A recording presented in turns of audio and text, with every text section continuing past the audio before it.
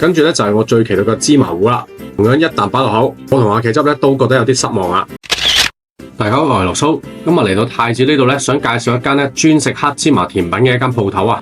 冇錯啦，就係呢間橙色嘅暖心之作啊。嗱，呢幾款咧就係佢哋最有人氣嘅甜品啦。因為我一早就過嚟啦，所以咧就買唔到呢個菲林券咧試俾大家睇。話佢哋都擺咗部磨機喺度，除咗啲現製品，佢哋仲有啲 product 喺度。呢啲咧就唔使排隊嘅。咁我就買咗4款嘢同大家試下，呢啲就翻屋企先試。事關因為個雪糕唔等得啊，所以就即場拍咗先。哇，同個 model 咧好相似啊！一啖咬落去，飄重呢個黑芝麻味啊！特別係黑色嗰啲芝麻醬啊，好香同埋真係超級濃郁啊！佢就連個 waffle cone 咧都做得非常之好，都係有黑芝麻味㗎。好，翻到嚟即刻同大家試下呢個黑芝麻豆漿先。哇，都係滿滿嘅黑芝麻味，唔算太甜。呢個我覺得都幾好飲。咁啊，茄汁船咧佢都大讚，好香黑芝麻味。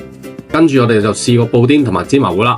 咁我未食之前咧就對呢個布甸咧就唔係抱好大個期望㗎，因為我個焦點咧係放喺個芝麻糊度。但係當我同茄汁咧第一啖擺咗落口之後咧，就發覺超有驚喜啊！嗰個嘅香濃味道襯托埋佢嘅口感，真係一個絕配啊！佢中間咧仲放咗啲芝麻醬咧，提升個層次添啊！阿 Woody 咧唔係咁中意食黑芝麻，但係佢都覺得 OK 啊！呢個咧我強烈建議一定要買嚟試下。跟住咧就係我最期待嘅芝麻糊啦。同樣一啖擺落口，我同阿茄汁咧都覺得有啲失望啊！我就覺得咧係因為啲芝麻咧磨得太過粗咧，所以變咗有少少鞋口，同埋咧呢個咧係有啲張住個喉嚨噶，所以個感覺唔係咁好。咁我